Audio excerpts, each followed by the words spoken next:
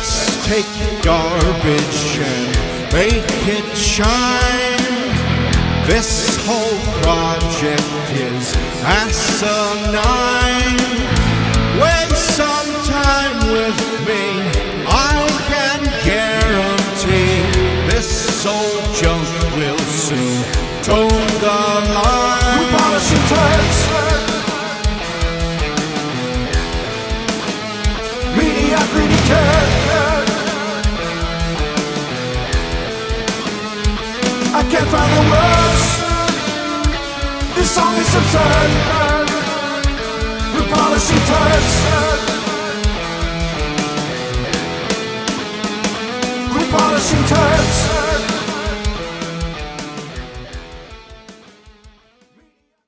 Alright, real good stuff doers. It's time to polish this turd up a little more.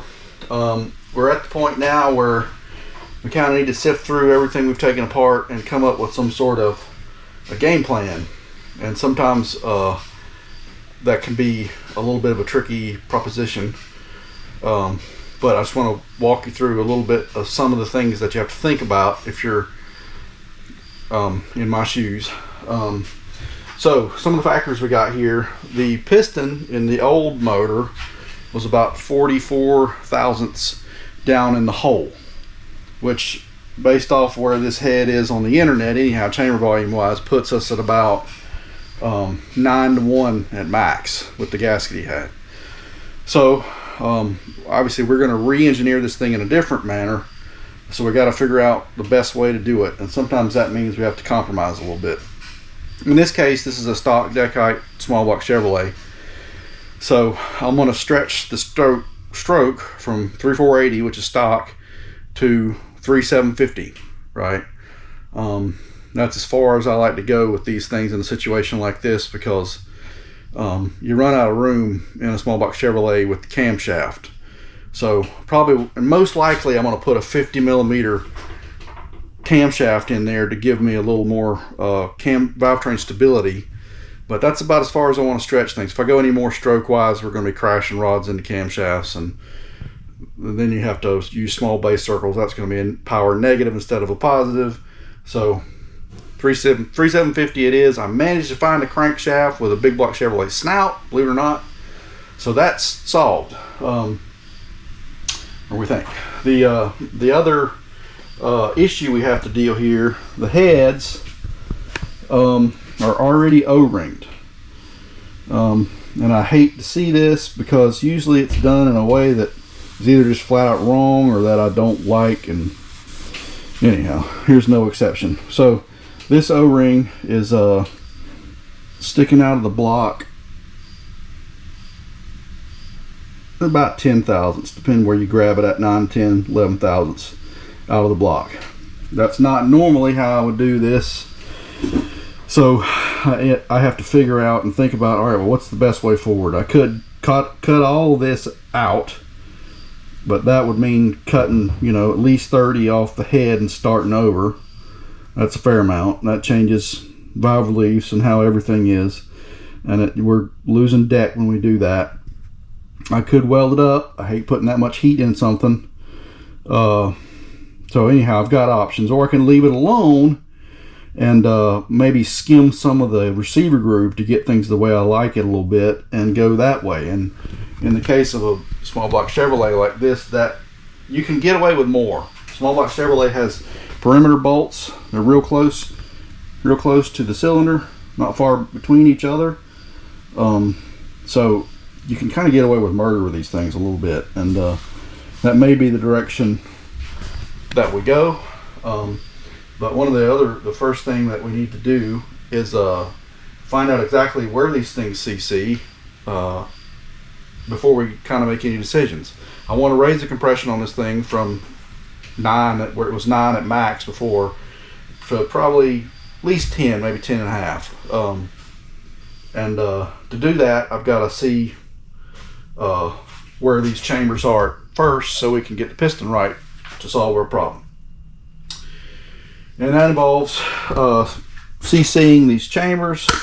I'm gonna get that all set up, and I'll kind of show you, walk you through how we're gonna do that.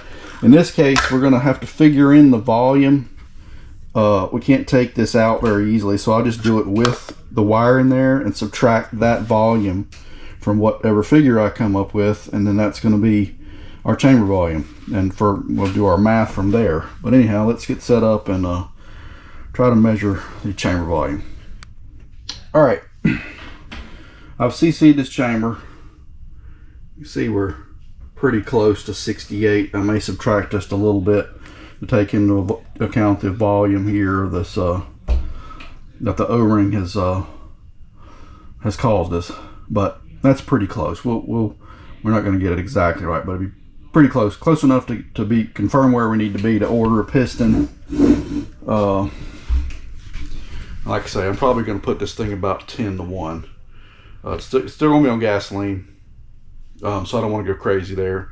And it's not an all-out,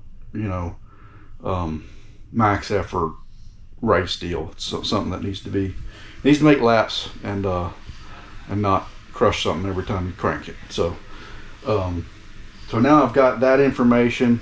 The next thing I need to do is check out the block and see exactly what the deck height is and what situation our receiver groove is, and whether or not kind of determine which way we're going to go with that.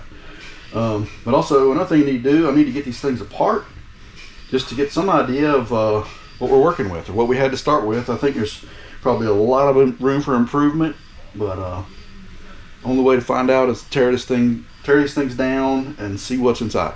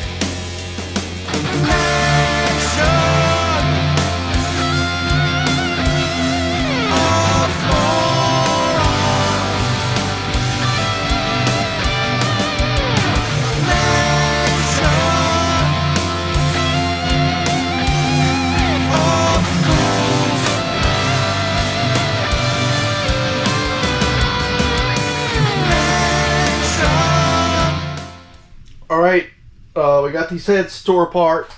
They are about like you'd expect. They're just coming out of the box as cast deal.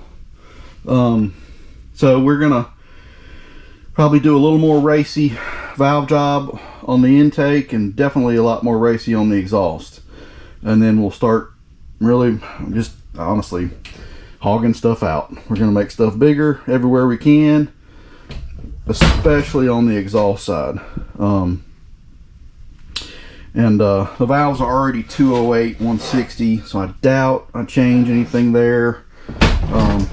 But I guess the next, or one of the next parts of this journey is we're gonna start valve jobbing these heads and getting things ready for the port work. And that'll be coming up very, very soon.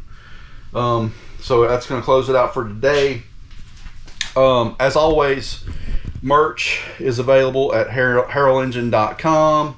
I'll put a link in the description below.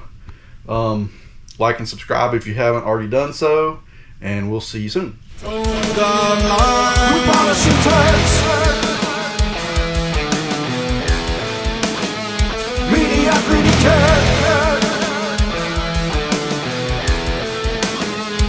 I can't find the words. This song is absurd. We're polishing turds.